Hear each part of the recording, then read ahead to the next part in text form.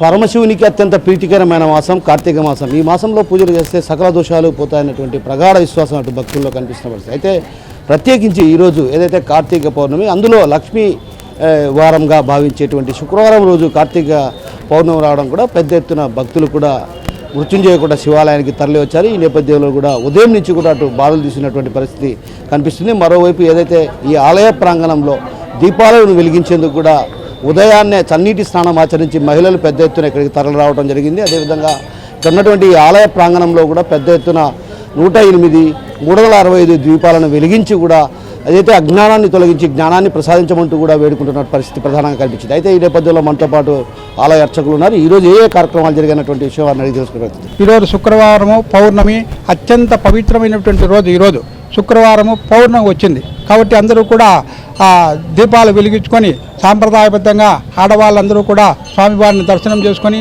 వాళ్ళ యొక్క కష్టాలు ఏవైతే ఉన్నాడో ఆ దీపం ద్వారా వెలిగించడం వలన ఆ కష్టాలన్నీ కూడా తొలగిపోయి వాళ్ళు చేసినటువంటి పాపాలన్నీ కూడా తొలగిపోయి వారి కుటుంబం దినదినమృతుందని ఆ భగవంతుడు సర్వమంగళాదేవి సమేత మృత్యుంజయ స్వామి ఆయుర ఆరోగ్య ఐశ్వర్యాలు ప్రసాదిస్తారనేటువంటి నమ్మకంతో పౌర్ణమి సందర్భంగా ఈరోజు అత్యంత వైభవంగా ప్రాతకాలమునే సర్వమంగళాదేవి మృత్యుంజయ స్వామికి పంచామృత అభిషేకం కావున్నది.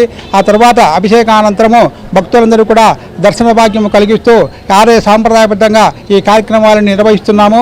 ఈరోజు అత్యంత పవిత్రమైనటువంటి రోజు. మృత్యు దోషం ఉన్నా కానీ, ఏవైనా జాతకరీత్యా దోషాలు ఉన్నటువంటి కానీ అటువంటి దోషాలన్నిటి పోగొట్టుకునే శక్తి ఎవరికి ఉందంటే ఈ సర్వమంగళాదేవి మృత్యుంజయ స్వామికి ఉంది. కాబట్టి ఈరోజు అత్యంత భక్తి శ్రద్ధలతో భక్తులందరూ కూడా దీపాలు వెలిగించుకొని ఆలయ సాంప్రదాయపరంగా కార్యక్రమాలన్నీ నిర్వహిస్తున్నారు.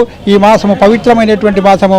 రాబోయే రోజులన్నీ కూడా పవిత్రంగా జరగాలని అందరూ కూడా భక్తి శ్రద్ధలతో స్వామివారిని దర్శనం చేసుకొని వాళ్ళ కష్టసుఖాలన్నీ కూడా ఆ భగవంతుని తెలుసుకొని తద్వారా వారు సుఖశాంతులు ఆయురారోగ్య ఐశ్వర్యాలు ఆ భగవంతులు ప్రసాదిస్తారని నమ్మకంతో ఈ కార్తీక మాసానంతా కూడా పూర్తి చేసుకొని భక్తులందరూ కూడా ఆలయంలో ఉండేటువంటి దేవాలయ శాఖ అధికారులకు కానీ, ఇక్కడ పనిచేసేటువంటి పూజారులకు కానీ, సేవ చేస్తున్నటువంటి పరిచారకులకు కానీ అందరూ కూడా సహకారాలు అందించి ఈ కార్తీక మాసాన్ని పరిపూర్ణంగా కొనసాగించాలని మేము భక్తిపూర్వకంగా భక్తులందరినీ కూడా కోరుకుంటున్నాం. మనకు పౌర్ణమి అంటే చాలా విశిష్టమైన దినము.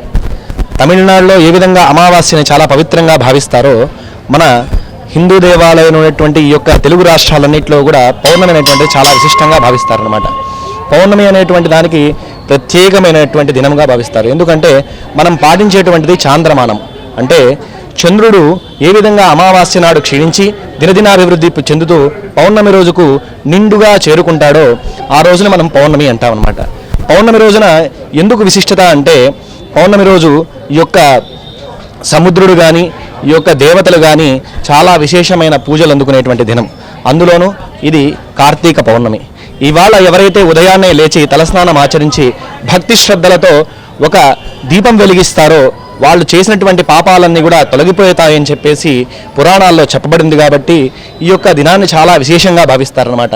అందులో భాగంగా ఈరోజు ఉదయాన్నే మన గుళ్ళో స్వామివారికి విఘ్నేశ్వర పూజ, తర్వాత సర్వమంగళాదేవి సమేతుడైనటువంటి మృత్యుంజయేశ్వరుడికి పంచామృతాలతో అభిషేకము, అష్టోత్తరాలతో పూజ, బిల్వాష్టకము పూజలు నిర్వహించడం జరిగింది.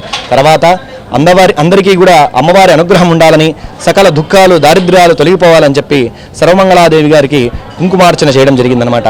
దాంతోపాటు వచ్చినటువంటి భక్తులందరికీ కూడా ప్రసాద పంపిణీ జరుగుతోంది. అలాగే ఆలయ నిర్వాహాధికారులైనటువంటి మా శ్రీధర్ సార్ ఈవో గారు, అలాగే ఆలయ సిబ్బంది అందరూ కూడా సహాయ సహకారాలతో ఈ యొక్క కార్తీక మాసంలో జరిగేటువంటి పౌర్ణమి చాలా విశేషమైనది. అందులోనూ మన గుడికి చాలా విశేషంగా జనాలందరూ కూడా వస్తారన్నమాట. వారందరికీ కూడా తగిన ఏర్పాటు చేయడంతో పాటు వారికి సకల సౌకర్యాలు కూడా చేకూర్చడం జరిగింది. దాంతో ఈ యొక్క కార్తీక పౌర్ణమి విశిష్టత అందరూ కూడా చక్కగా వినియోగించుకొని అందరూ కూడా చక్కగా దీపాలు వెలిగిస్తూ ఆ యొక్క పరమేశ్వరుడికి, ఆ యొక్క సర్వమంగళాదేవికి అనుగ్రహాన్ని పొందుతారని చెప్పేసి చెప్పడం జరుగుతుందండి. కార్తీక దీపాలు ఏర్పాటు చేయడం జరుగుతుంది. అదే రీతిలో ఈ సంవత్సరం కూడా మేము ప్రత్యేకంగా గౌరవ కడప ఎమ్మెల్యే గారి సహకారంతో దక్షిణ వైపు ఉన్న స్థలంలో బాగా విశాలం చేసి బండలు ఏర్పాటు చేసి భక్తులు ఎటువంటి ఇబ్బంది కలగకుండా దీపాలు పెట్టి కూడా ఏర్పాటు చేయడం. అదేవిధంగా క్యూలైన్లు కూడా ఏర్పాటు చేయడం అనేది, మరి పందిళ్ళు, చల్ల పందిళ్ళు ఇవన్నీ కూడా ఏర్పాటు చేయడం అనేది. ప్రసాదాలు కూడా ఉదయం భక్తుల సహకారంతో ఆలయం తరపున ఏర్పాటు చేయడం. అదేవిధంగా సాయంత్రము గౌరవ ఎమ్మెల్యే గారి వారి ద్వారా ప్రసాదం ఏర్పాటు చేయడం జరిగినది.